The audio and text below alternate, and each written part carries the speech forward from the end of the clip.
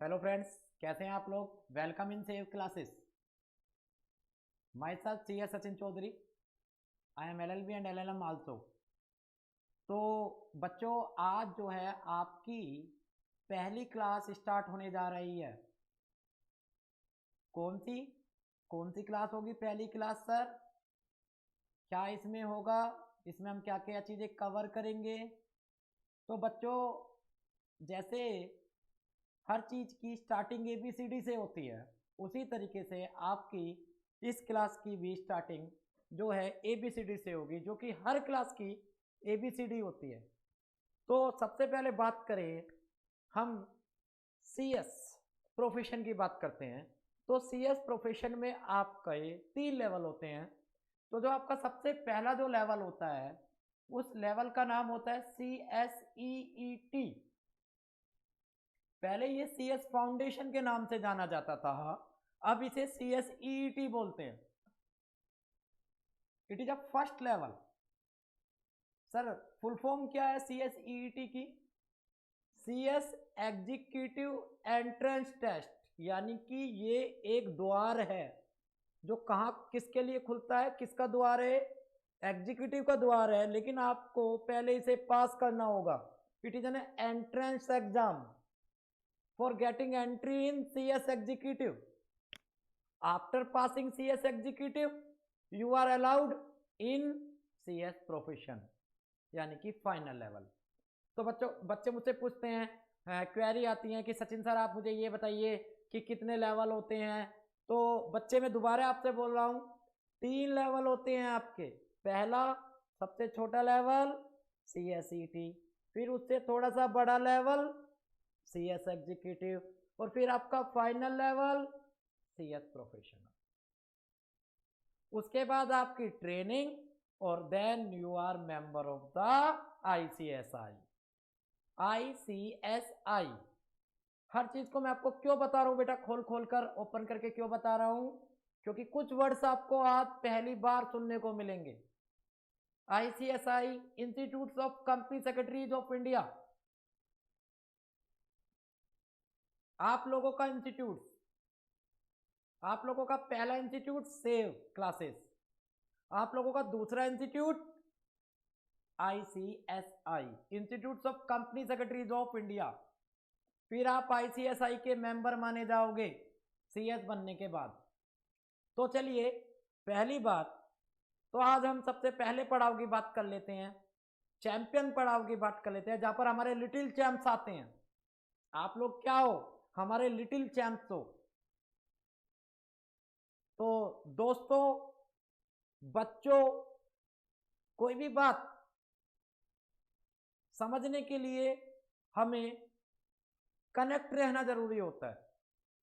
तो आपको क्या करना है?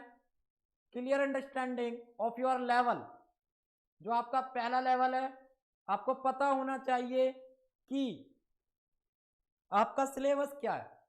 पहली चीज, मोस्ट इंपॉर्टेंट थिंग्स, आपका सिलेबस क्या है, आपको पढ़ना क्या है। जैसे हम किसी भी बुक को पढ़ने से पहले क्या देखते हैं कि उसकी इंडेक्स क्या है। तो इंडेक्स में देख लेते हैं सबसे पहले, फटाफट फटाफट फटाफट फटाफट। मुझे आपका नहीं पता, मैं तो ऐसे करता था। सबसे पहले मैं क्या करता था? इंडेक्स खोलता था। वाह, 12 चैप्टर है, 8 पढ़ लिए, मैं पास हो गया। हाँ, आप लोगों ने भी ऐसे ही किया है। फिर क्या करते थे? टीचर से तुरंत हम ये कहते थे, सर जल्दी जल्दी जल्दी जो जो ग्रेटर मार्क्स के चैप्टर हैं उन्हें मार्क कर दो, हम तो वही पढ़ेंगे। टॉपर बच्चे क्या करते हैं? हमें तो पूरा पढ़ना है। तो हर तरीके के बच्चे होते हैं, समझे मेरी बातों को?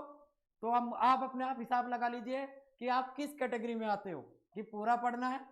तो लेकिन बच्चों, यहां आपको 4 सब्जेक्ट पढ़ने हैं। कितने सब्जेक्ट पढ़ने हैं? 4। ये 4 उंगलियां हैं, 4 उंगलियां नहीं पढ़नी कि सर लो अभी हम 4 उंगलियां पढ़ देते हैं, लो CSET लेवल हमारा खत्म हो गया। 4 उंगलियां नहीं पढ़नी है आपको, आपको 4 सब्जेक्ट पढ़ने हैं। सर 4 सब्जेक्ट हद हो गई सर, अभी तो हम 12वीं करके आए हैं, बताओ ना। कोरोना पीरियड से हम 12वीं करके आए हैं, आपको पता नहीं है। इतना नहीं हम नहीं पढ़ेंगे। तो बच्चे ज्यादा नहीं है, to be very clear and to be very honest, अगर आप प्रॉपर स्टडी शेड्यूल के साथ चलते हो, आप सेव क्लासेस के साथ चलते हो, तो आई एम एश्योर यू कि आप बहुत इजीली कवर कर लोगे। आपको प्रॉपर नोट्स मिलेंगे, प्रॉपर गाइडलाइंस मिलेंगी, प्रॉपर सपोर्ट मिलेगी। और ये मत सोचना कि सर ये बात तो हर क्लासेस वाले कहते हैं। मैं आपको एश्योरेंस देता हूं, बीइंग एन कंपनी सेक्रेटरी, मैं आपको एक एश्योरेंस देता हूं, एक वर्बल एश्योरेंस देता हूं कि आपको वो सारी हेल्प मिलेंगी, सारी असिस्टेंस मिलेंगी जो आपको क्लियर कराने के लिए बहुत ही सपोर्टिंग होगी। चलिए ज्यादा ना पकाते हुए आपको, क्योंकि बच्चे पकने शुरू हो जाते हैं, तो चलते हैं सिलेबस की तरफ। तो सर कितने सब्जेक्ट बोले तो 4 subject. How many subject? There are the 4 subject in CSEET syllabus as per ICSI, मेरे हिसाब से नहीं बच्चे, institute of company secretaries of India के हिसाब से, उसके अकॉर्डिंग आपके कितने सब्जेक्ट है बच्चों? 4 सब्जेक्ट है। अभी आपको पता चल जाएगा कि सचिन सर क्या बोल रहे थे, क्यों आपके ये एकदम एक्स्ट्रा ऑर्डिनरी नहीं है। आपको कुछ नया पढ़ना पड़ेगा, और जो नया पढ़ोगे वो बहुत इंटरेस्टिंग होगा। नया तो पढ़ोगे, लेकिन जो आप नया पढ़ोगे ना बच्चों, वो बहुत इंटरेस्टिंग होगा। ठीक है, तो आपका जो पहला सब्जेक्ट है, स्क्रीन पर शो हो रहा है, आपका जो पहला सब्जेक्ट है that is business communication. Business communication, कुछ बच्चों के दिमाग में लड्डू फूटा, बिल्कुल फूटा। ये तो 12th में हम पढ़कर आए हैं। What do you mean by communication? Exchange of an idea and opinion from one person to another person is called communication. सब खुश। ये बच्चे आपका 50 मार्क्स कवर कर रहा है। How many marks? 50 मार्क्स। समझे? आपका पेपर 2 लीगल एप्टीट्यूड, कानून, it is a backbone of your profession. एक CS को कुछ आए या ना आए, कानून आना चाहिए। समझे मेरी बातों को? ये वाला सॉन्ग मत बनाना कि जी कुछ आए या ना आए, गाना गाना चाहिए, गाना आए या ना आए, ठीक है, लेकिन कुछ आए या ना आए, कानून आना चाहिए। यानी कि आपके legal aptitude and logical reasoning, और रीजनिंग भी बेटा बड़े बढ़िया है। और जो आपका लॉ है वो भी आपके बड़ा एलिमेंट्री लॉ है, जो आपकी डे टू डे लाइफ में यूज होता है, लाइक कॉन्ट्रैक्ट एक्ट, कॉन्स्टिट्यूशन। सुना है ना कॉन्स्टिट्यूशन के बारे में? भारत का संविधान, गवर्नमेंट क्या होती है, उनके फंक्शंस क्या होते हैं। तो वो सारी चीजें हम आपके पेपर सेकंड में पढ़ेंगे, जिसे मैं पढ़ाने जा रहा हूं। समझे बच्चे? Paper 3 economic and business environment. बच्चों ये भी आपका 12th में ही शुरू हो गया था, economic and business environment. 4 subject आपका current affair, presentation and communication skill. तो ये भी कहीं ना कहीं आपके पेपर फर्स्ट से ही कनेक्ट होता हुआ सब्जेक्ट है, लेकिन नंबर पूरे। तो करंट अफेयर, देश में क्या चल रहा है, मोदी जी ने क्या क्या पॉलिसीज बनाई हैं, स्पेस में क्या हुआ, नीति आयोग आपने सुना होगा, एग्रीकल्चर पॉलिसी जो बनती हैं, जो आपने मैक्रो इकोनॉमी के अंदर पढ़ी होंगी देश के बारे में। तो ये भी कहीं ना कहीं आपका जो है अनटच कंसेप्ट नहीं है। मैं आपको दोबारा रिपीट कर रहा हूं, how many subject in CSET? There are the 4 subject in CSET programme. First business communication, carry 50 marks, 50 marks, 50 marks. Second legal aptitude and logical reasoning, carry 50 marks. Third economic and business environment, carry 50 marks. Fourth current affair, presentation and communication skill also carry 50 marks. तो अगर मैं कहूं सारे subject आपके 1 2 3 4 is equal to 200 marks. MCQ exam है आपका, multiple choice questions आएंगे आपके। तो कितने सब्जेक्ट हैं बेटा? 4 सब्जेक्ट हैं, हर सब्जेक्ट 50 मार्क्स कैरी कर रहा है, एमसीक्यू बेस्ड क्वेश्चंस आ रहे हैं। ओके, तो आज हम स्टार्ट करने जा रहे हैं आपका पेपर नंबर 2। ज्यादा नहीं, बेसिक चीजें हम लेकर चलेंगे। पेपर नंबर 2 क्या नाम था इसका? हाँ जी, क्या नाम था बच्चों? Legal aptitude and logical reasoning.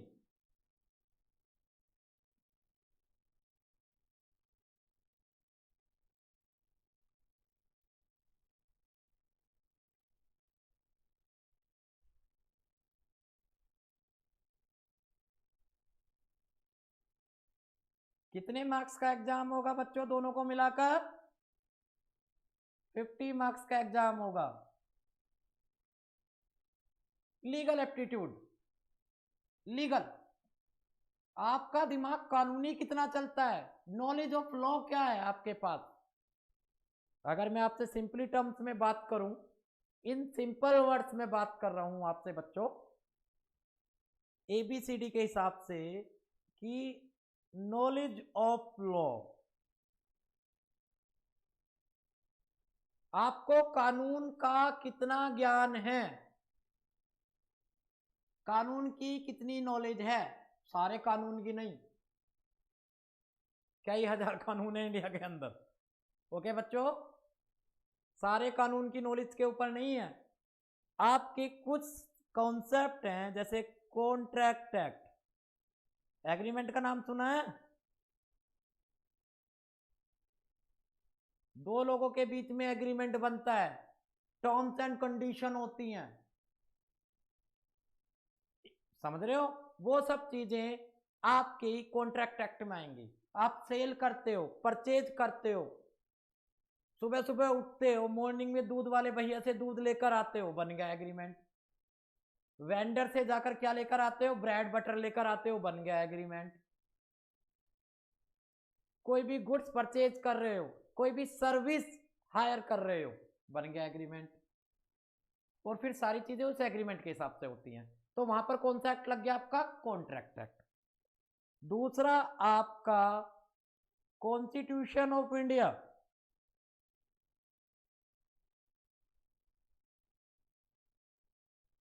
ये कोई कानून नहीं है, ये तो सारे कानूनों की मम्मी है, मदर ऑफ ऑल लॉ।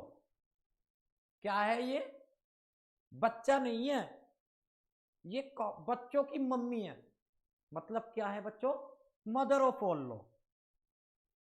सारे कानून,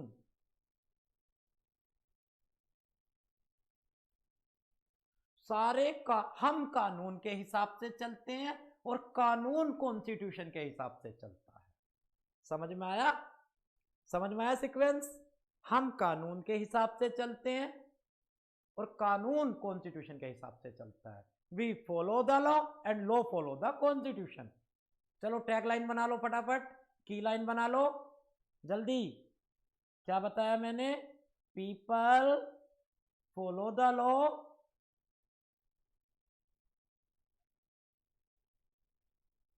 and law follow the constitution.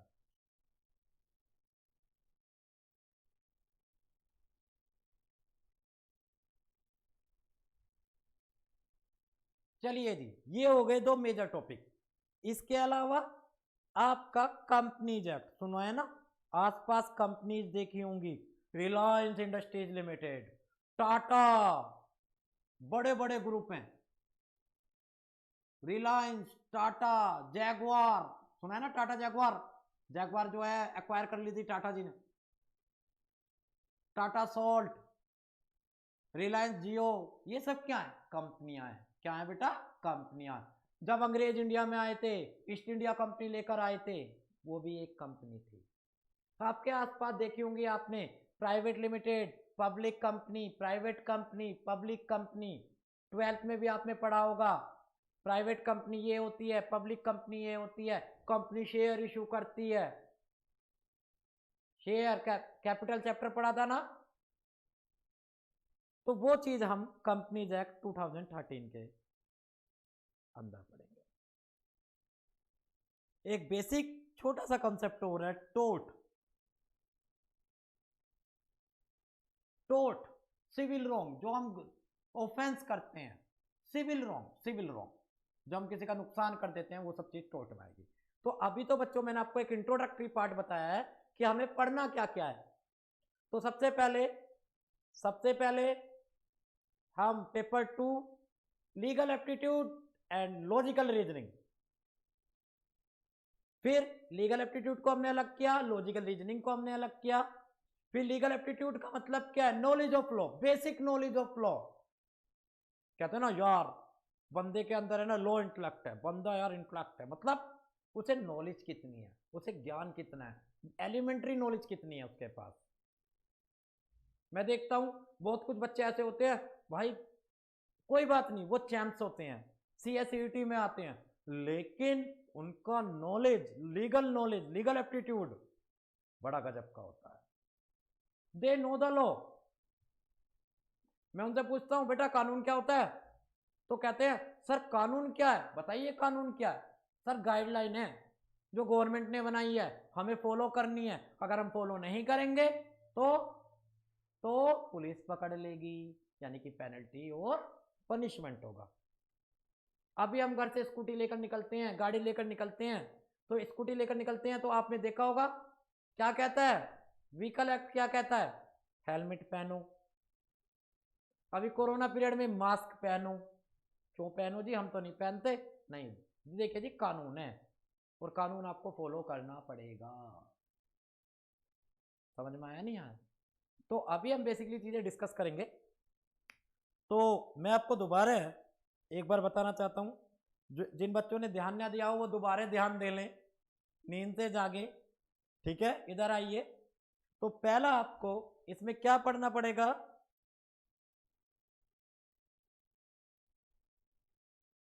#1 contract act 8072।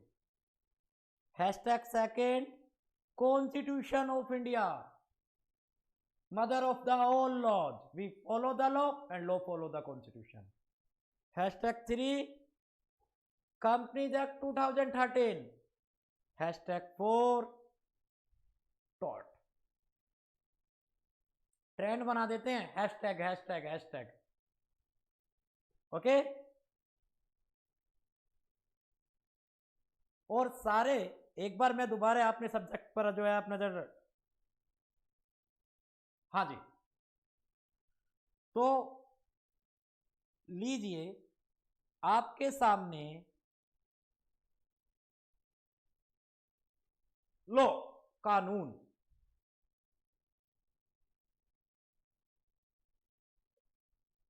देखिए बच्चे कानून क्या है? क्या है कानून? Sir ji law is the set of rules and regulation.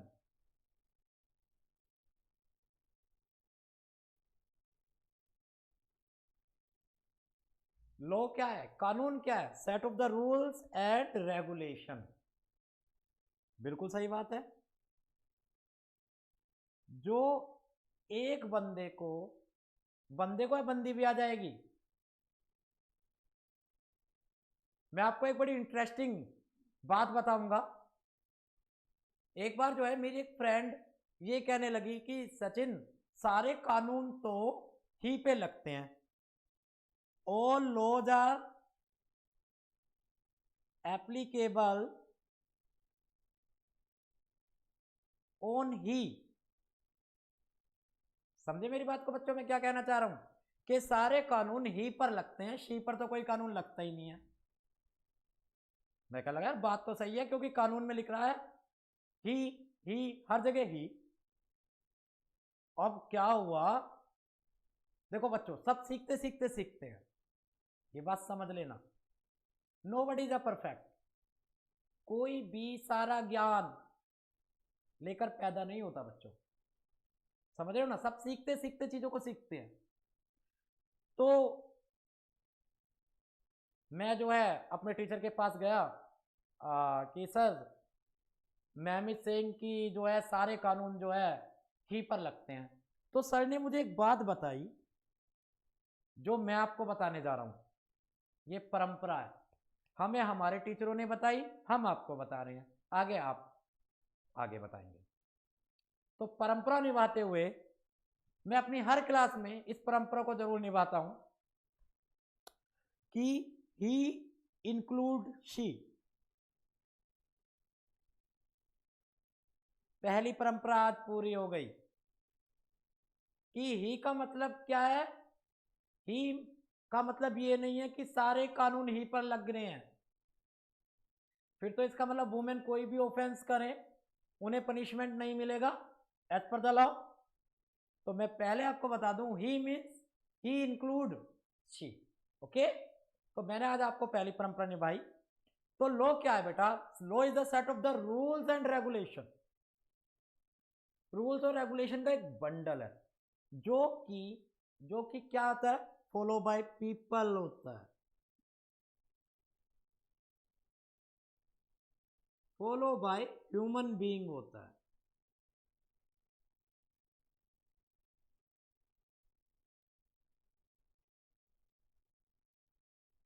मैं कोई टेक्निकल डेफिनेशन नहीं बता रहा कि उस बंदे ने क्या बोला, उस बंदे ने क्या बोला, सैलमंड ने क्या बोला, एरिस्टोटल ने क्या बोला, हमें क्या करना है, क्या बोला, गड़े मुर्दे उखाड़ने से। हमें तो सीधी सच्ची बात अपने तरीके से समझ लेनी है। समझ रहे हो ना मेरी बातों को बच्चों? किसी ने क्या बोला इट डजेंट मैटर, मुझे क्या समझ में आया, मेरी अपनी सोच क्या है उस चीज को लेकर, मेरा अपना एप्टीट्यूड क्या है, मेरा दिमाग क्या कहता है उस चीज को लेकर, दैट इज द नॉलेज। तो क्या है लॉ? क्या है बेटा? Set of the rules and regulation है जो फॉलो बाय ह्यूमन बीइंग है एंड मेड बाय बताओ जल्दी जल्दी जल्दी जल्दी जल्दी जल्दी। Made by mummy papa aunty चाचा चाची मामा मामी, या मेड बाय गवर्नमेंट? तो सर मेड बाय गवर्नमेंट है।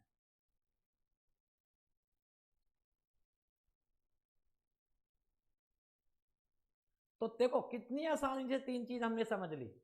What do mean by law? Law mean set of the rules and regulation जो फॉलो बाय ह्यूमन बीइंग है, जो फॉलो बाय ह्यूमन बीइंग है। अच्छा, अपनी मर्जी है, स्वैग चलता है क्या लॉ को फॉलो करते टाइम कि मैं तो नहीं कर रहा, मेरी मर्जी, मैं चाहे ये करूं मैं चाहे वो करूं, मेरी मर्जी? क्या ऐसा कोई स्वैग है? स्वैगी हो सकते हो? बताइए प्लीज। मम्मी की बात ना मानो आपकी मर्जी, पापा की बात ना मानो आपकी मर्जी, कानून की बात ना मानो आपकी नहीं मर्जी, सर जी माननी पड़ेगी।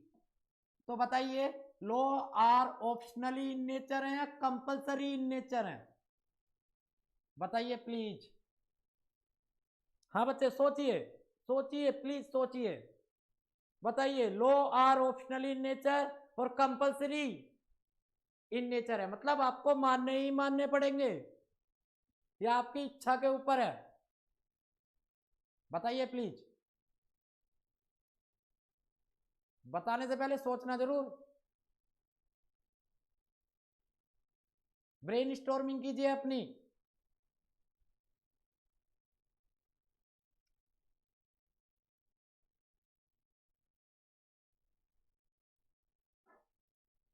हाँ जी, सोच लिया सबने मन में मन की बात?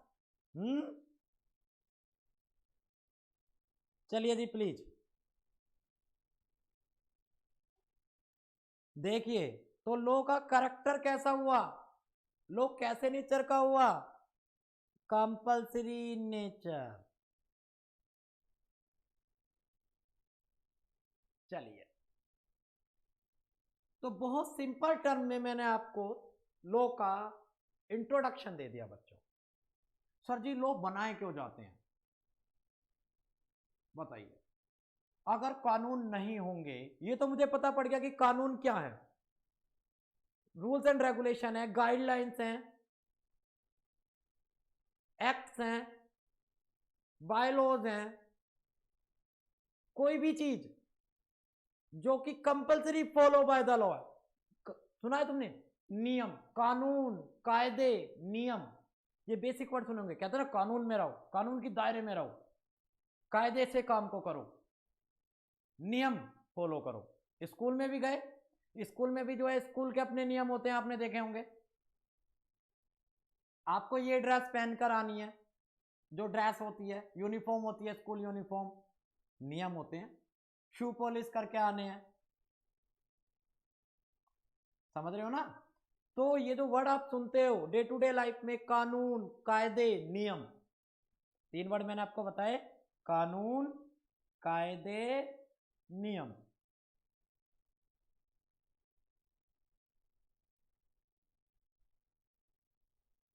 समझे? तो ये कुछ नहीं, मैंने कहा ना कोई कुछ नया नहीं है।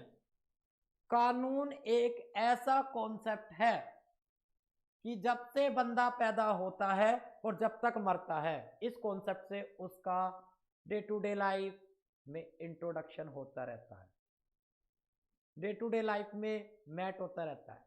यानी ये नहीं है जब भी मैट नहीं है कि जब हम मिलेंगे। कानून तो ऐसी चीज है सर, शुरू से आपको राइट कानून दिलाता है, आपको जस्टिस कानून दिलाता है, आपको प्रोटेक्ट कानून करता है, आपको प्रमोट कानून करता है। और जब आप प्रोटेक्ट और प्रमोट हो जाते हो तो डेवलप्ड आप ऑटोमेटिकली हो जाते हो। तो what is the importance of the law? What is the importance of the law in the life of the human being? हाँ जी, तो नेक्स्ट कॉन्सेप्ट की तरफ हम चलते हैं, इंपॉर्टेंस ऑफ द लॉ। तो बच्चों रटोगे या ये भी मैं अपने तरीके से समझाऊं? आपकी मर्जी, भाई समझना तो आपकी मर्जी है। ये कोई कानून है कि कंपलसरी मानना पड़ेगा? क्यों? कानून ही तो कंपलसरी है सर, लॉ इज कंपलसरी। हम आपकी बात माने, ये कौन सा कानून है? You are not a parliament, you are not a government, okay. तो चलिए, खैर चलते हैं, इंपॉर्टेंस ऑफ द लॉ। कानून की इंपॉर्टेंस क्या है?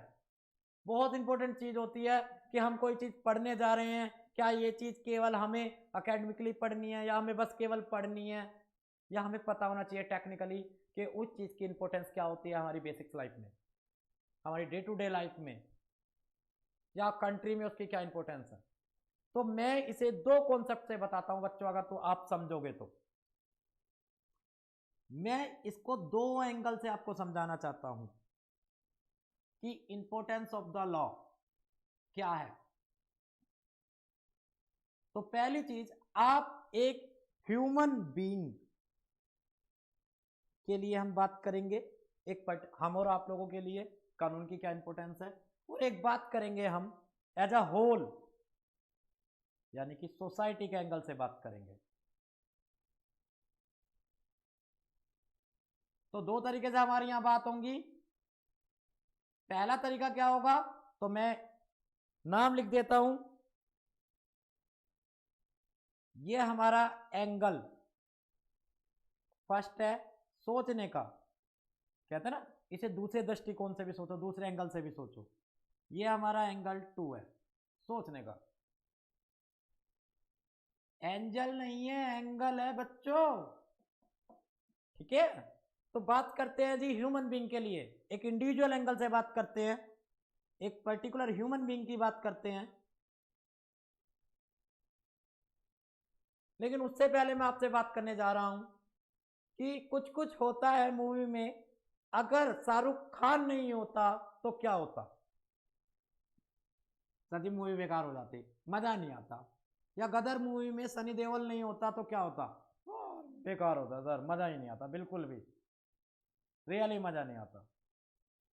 कहो ना प्यार है मूवी में अगर ऋतिक रोशन नहीं होता तो क्या होता? अरे सर, बेकार हो जाती मूवी। उसी तरीके से अगर आपको कोई चीज समझनी है तो नेगेटिव कॉन्सेप्ट की तरफ चलो कि अगर ह्यूमन कानून के दायरे में ना रहे तो क्या बन जाएगा? जानवर। सर क्या है, हद हो गई सर, ये तो नहीं है, हम नहीं हंस रहे। हंसो हंसो, किसने मना किया? हंसना is the better for the health है बच्चों। यस, मैं दोबारा कह रहा हूं आपसे, human minus law is equal to जानवर। कैसे सर? यहां पर जानवर का मतलब वो ही नहीं होता, सींग होते हैं। समझ रहे हो मेरी बातों को? जानवर का मतलब है अनसिविलाइज पर्सन। अगर आप एक बात सोचिए, अगर मैं कह दूं कानून ना हो, फॉर एग्जाम्पल, कोई किसी की बात मानेगा? ट्राई टू अंडरस्टैंड, नहीं मानेगा बेटा। ह्यूमन बीइंग बड़ा है ना, फ्लेक्सिबल नेचर का होता है, मैं क्यों मानूं? और जब वो किसी की बात नहीं मानेगा तो ऑर्डर और सिस्टम क्या होगा? बिगड़ जाएगा। तो जानवर यानी कि अगर मैं कहूं लॉ मेक्स मैन सिविलाइज,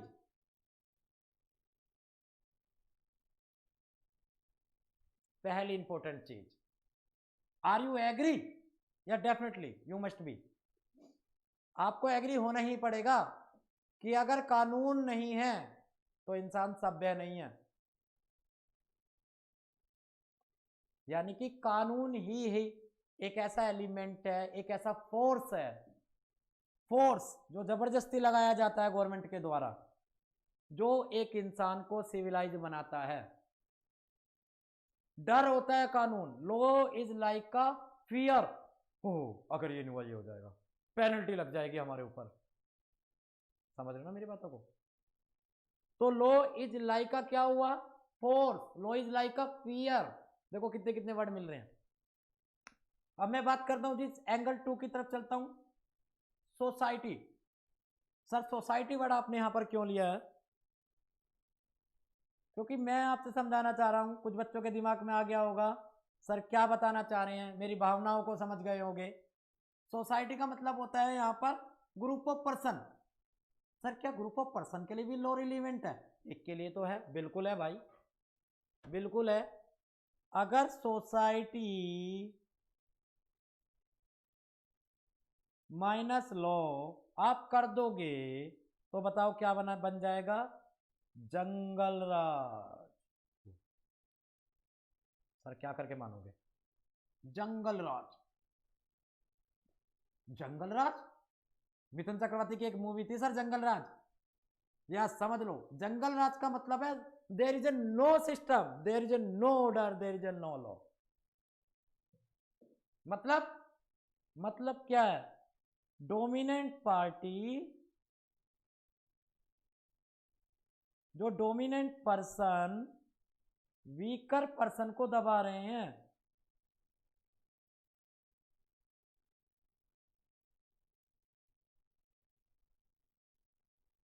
जंगल राज देख लीजिए। अगर कानून नहीं होगा तो जो दबंग है, हुड़ हुड़ दबंग, हाँ दबंग समझे? जो दबंग है, जो स्ट्रोंग है, by power by money, they will dominate the weaker who have no power, who have no money. तो कानून क्या करता है? लो मेक्स क्या क्या बनाता है? एक बताइए। एक इन्वायरमेंट बनाता है। क्या बनाता है? लो क्रिएट अ इन्वायरमेंट।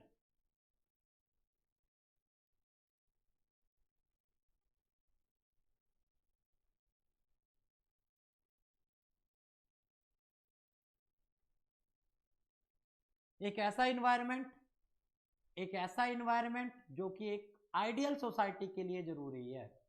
कैसा इन्वायरमेंट? बिजनेस इन्वायरमेंट तो बनाते ही बनाता है, एक इन्वायरमेंट जो हमारे डे टू डे लाइफ में बनाता है।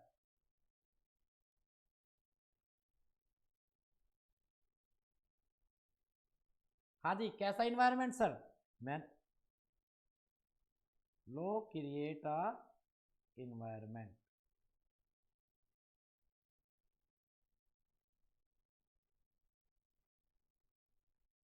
जो कि आइडियल सोसाइटी बने।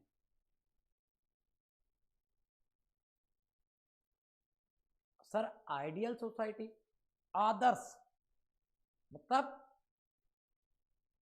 जहां पर किसी भी बंदे के राइट प्रोटेक्टेड रहें।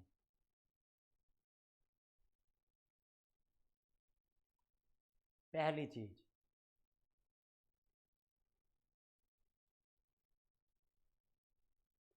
अगर कोई ऑफेंस कर रहा है तो उसे पनिशमेंट मिले। अगर कोई ऑफेंस कर रहा है और उसे पनिशमेंट नहीं मिलेगी तो वो फिर ऑफेंस करता ही चला जाएगा। तीसरी चीज,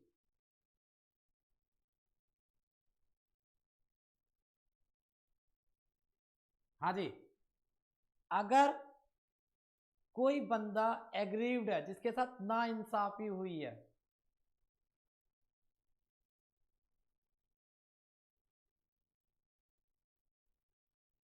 उसे जस्टिस मिले।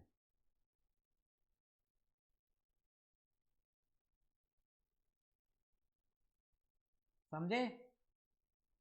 समझे मेरी बातों को बेटा?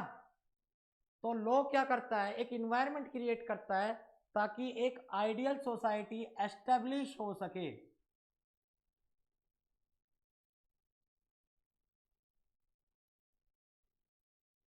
बंदे के क्या प्रोटेक्ट रहे? राइट। बंदे जो ऑफेंस कर रहा है उसे क्या मिले? पनिशमेंट। और जो बंदा एग्रीव्ड है, परेशान है, उसे क्या मिलना चाहिए? इंसाफ। एग्रीव्ड क्या है? जिसके राइट टूटे हुए हैं, जिसके हक टूटे हैं। हक, साडा हक एथे रख। समझे? तो बेटा देखो, मैं आपको 4 लाइन वैसे भी पढ़ा सकता था, इंग्लिश वाली सेट लाइन होती, मुझे सेट वर्ड यूज करने होते, लेकिन हमें सीखना है। तो उसी एंगल से मैंने आपको ये कॉन्सेप्ट दिया कि इंपॉर्टेंस ऑफ द लॉ, कि अगर कानून नहीं होगा तो what will happen. If there is a no law, there is a no civilised person, and if there is a no civilised person, there is no ideal society. तो crux क्या निकालें बेटा? क्या निकालते हैं crux? If there is no law, then there is no civilized person.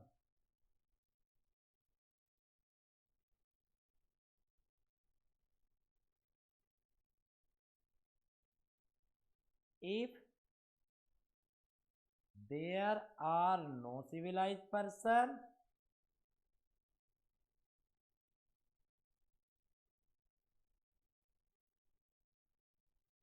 then there are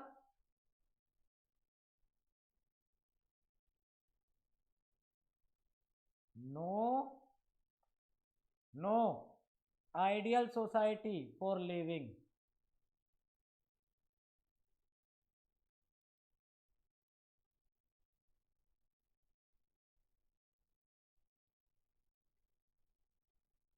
Or if there are no ideal society for living,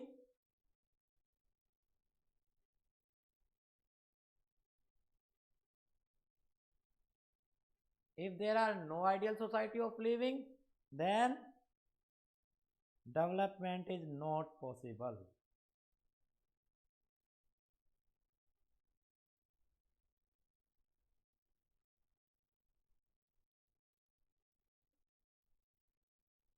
तो मुझे लगता है कि अगर आज की क्लास को आप थोड़ा सा ब्रेन स्टॉर्मिंग करके पढ़ेंगे, पहली क्लास को इंट्रैक्शन के साथ पढ़ें और ब्रेन स्टॉर्मिंग करें कि सचिन सर ने जो बात बोली क्या वो सही भी है, और अगर आप जस्टिफाइड होते हैं, अगर आपको लगता है कि यस बात तो सही है बंदे की, तो मैं आपको एश्योरेंस देता हूं कि आज आप लो का मतलब समझ गए हैं कि लो का मतलब क्या है। कोई कोर्स का पार्ट नहीं है, लेकिन आप एक बार बताइए, जहां मैं कहता हूं लीगल एप्टीट्यूड की बात करता हूं, अभी जैसे मैंने आपके कोर्स की बात की लीगल एप्टीट्यूड, तो इसका मतलब ही नॉलेज ऑफ लॉ है। अब नॉलेज ऑफ लॉ की बात तो आपने कर ली, लेकिन आपको मीनिंग ऑफ लॉ नहीं पता, इंपॉर्टेंस ऑफ लॉ नहीं पता,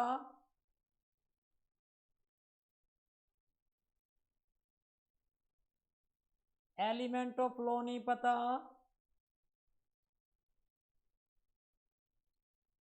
how the law is made नहीं पता, procedure of making the law नहीं पता, तो बताना बेटा एप्टीट्यूड कहां से आ जाएगा।